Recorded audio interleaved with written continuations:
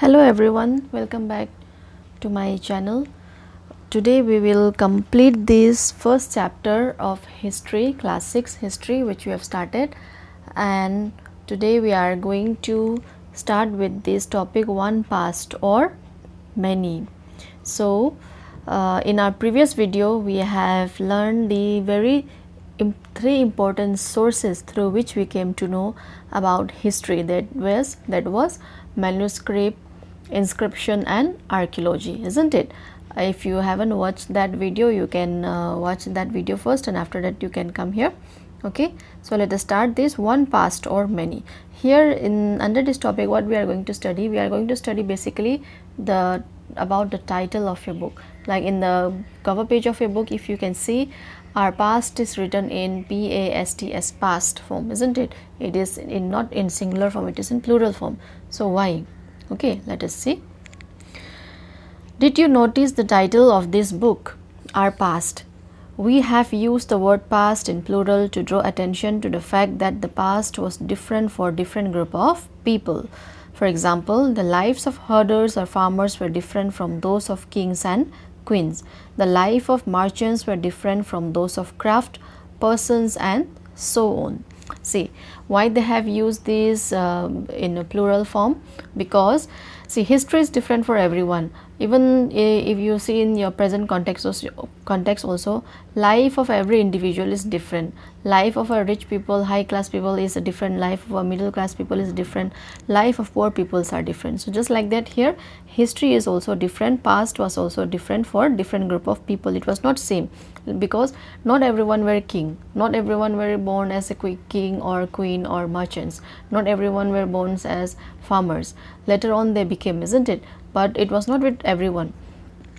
So it was different for different groups of people. For example, they have given the lives of herders or farmers. Lives of herders or farmers were different from kings and queens. Yes, obviously the lives of king and queen, it will be quite different. They will not be harvesting for themselves, they are not growing their crops, but whereas the farmers, they are growing their crops and they are looking after cattle, grazing it. But those works are not done by king. The king used to do the administrative work, isn't it? They used to help the common people whatever with problem with they have. For example, here the common people are the farmers. They, whenever they are in need of help, they will come to king and king will be helping them.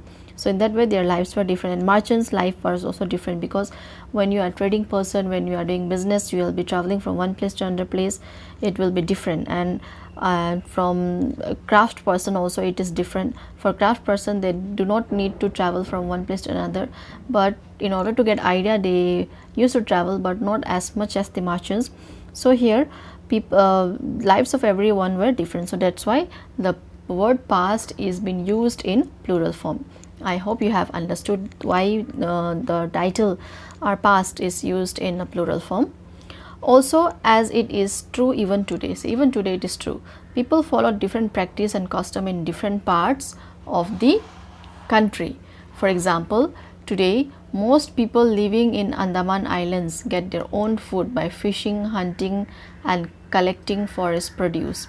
See, even today, okay, this was not only about the past of the ancient times, but even in today, even in our present context, the past is different for everyone, isn't it? History is different for everyone. Every people doesn't follow the same rituals, they have a different custom, they have a different food habit, they have a different sense of dressing. Everything is different, their thinking is different. Example here, the like even today, if you I hope you have also heard about this in the Andaman island, okay, in the Andaman and Nicobar island, there are still some group of people who have not allowed themselves to be developed, okay, who have not allowed themselves to go out of the nature. They are still living the life of a stone age life, for like which the life of our ancestor had, okay. Still they are inside the jungle, they used to collect food, they are still hunters, okay, and they used to hunt and they used to eat their food. They don't have any property, everything is common. Like for example, we have a property of our own, isn't it? But for them still today also, they don't have their separate property or anything. They used to go in a group for hunting, and they will be gathering food whatever they have, and all of them are eating together. But And see, in this island, if you, I have heard that if in this island if you go there, they used to chase you and they used to kill you. No one is allowed to go there. Okay. And by contrast, see the other line, by contrast, most people living in cities depend on others for supplies of food. Difference such as this existed in the past as well. So this was an example. But in the city, if you see the life of a city people, most of us, we don't grow foods for us, isn't it? We depend on others. For example, we go and we used to buy from the markets. Is an example, rice and all, we don't harvest it, it has been done by farmers, so we depend on them. But here these people who are living in this Nicobar Andaman Islands, they are doing their own, they are getting their own food, they are collecting their own food, they are collecting fruits from a forest. Okay, but people in the cities, they depend on others.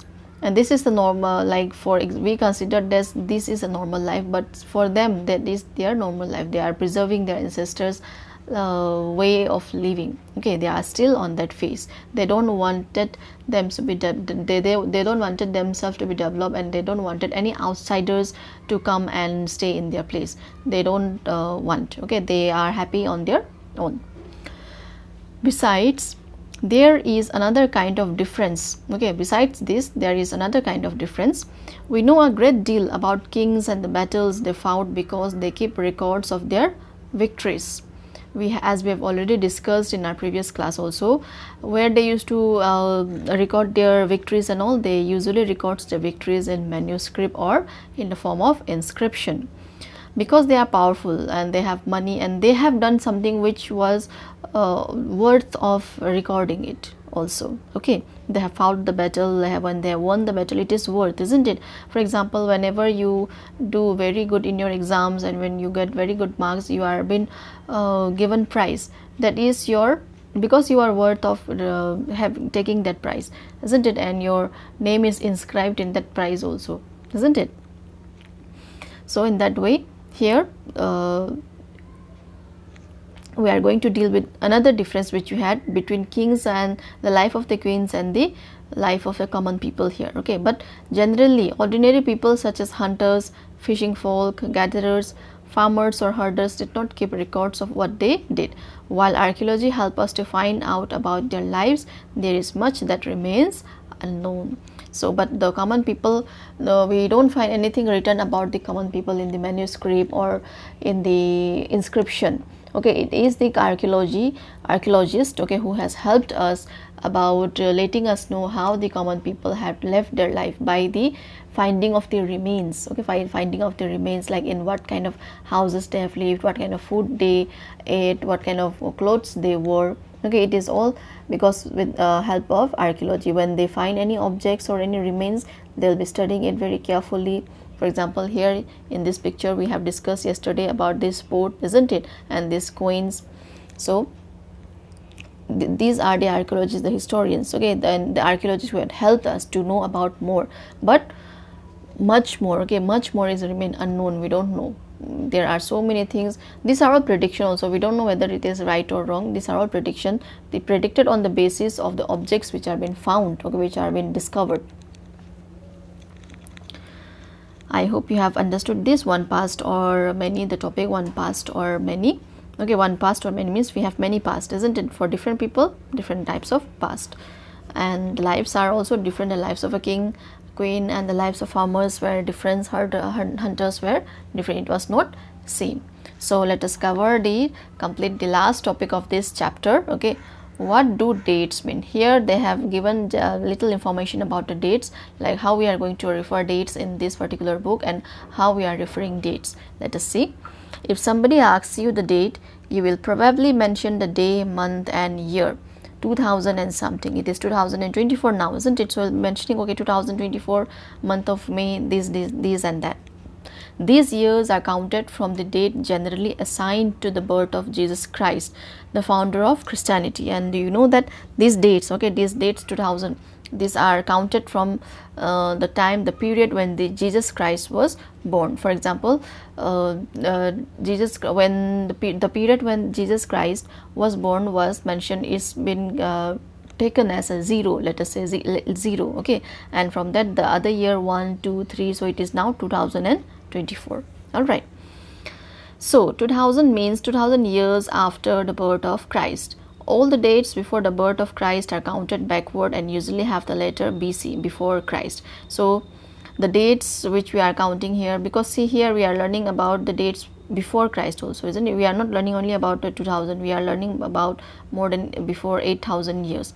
So here the dates which are before the birth of the Christ are counted backward, okay, for they are counted backward, and the letter BC is used, before Christ, okay. And in this book we will refer to dates going back from the present using 2000 as our starting point. So in this book we are going to refer this 2000 as the starting point, and from here we are going to go backward, like from 2000 what will be the backward, 1999, 1998, 7, 6, 95, 94, 92, 91, like that we are going to do backward counting, backward counting, okay.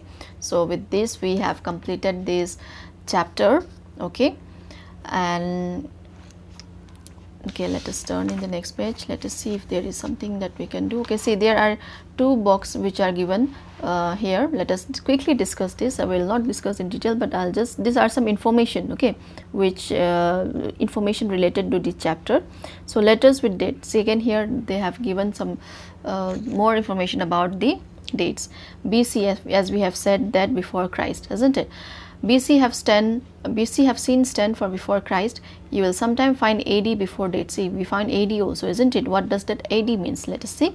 They stand for two Latin words, Anno Domini, meaning in the year of the Lord, means during the year of the Lord, that is the Christ. So 2012 can also be written as AD 2012. So before we will be writing not 2012 AD, AD 2012.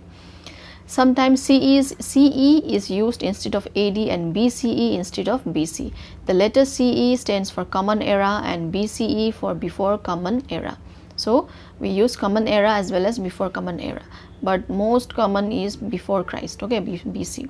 We use this term because the Christian era is now used in most countries of the world.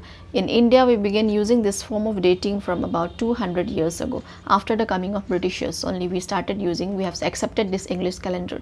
Otherwise, according to Hindu calendar, it is now something 2080 something, okay. And the New Year is also, it is not celebrated on like 1st January. It is usually in the month of April, Baisakhi, isn't it? Baisakhi is considered as a New Year. But as we have followed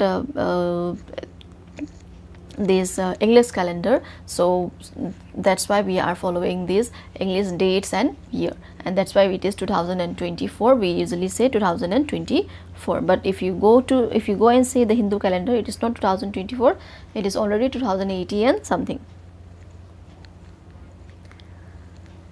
Okay, and sometimes the letter BP meaning before present are also used. Okay, this is not so important, okay. So here I hope you came to know more information about the dates, and here see under this elsewhere, it is just a information about finding out about the past only, like how they used to read the inscription. See, the inscription is given here.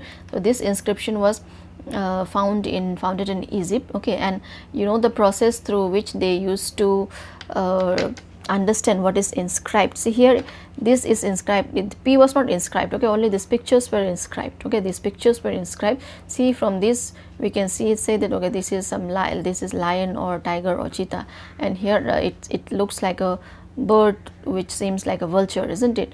And we don't know what does this mean, or all these symbols mean. So this was inscribed. So the process in which they used to understand this inscription is known as decipherment, okay, decipherment. So how they do, let us see. One of the most famous story of decipherment comes from Egypt, a country in North Africa where there were kings and queens about 5,000 years ago. Rosetta is a town on the north coast of Egypt, and here an inscribed stone was found which contained inscription in 3 different languages and script, Greek and 2 forms of Egyptian. Scholars who could read the Greek figured out that the names of the king and queens were enclosed in a little frame called cartouche. They then placed the Greek and the Egyptian sign side by side and identified the sound for which the Egyptian letter stood.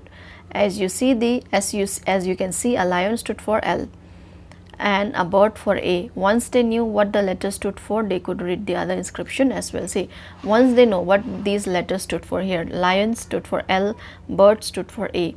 So in this way they came to know, okay, they are able to read out what is been inscribed here, what information is been given. So this was an inscription taken from Egypt, okay, and the process through which we came to know about what is inscribed is decipherment. So this is a piece of information given to you, all right.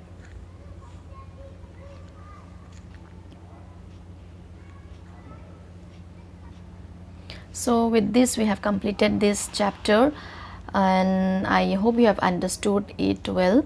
So in our next class we will start with our next chapter, and if you want me to discuss these NCERT notes, do let me know in comments, and I'll bring a separate video for these notes, okay. So in our next video we will start with this chapter 2, from hunting, gathering to growing foods, okay. Thank you everyone, and have a very good day ahead.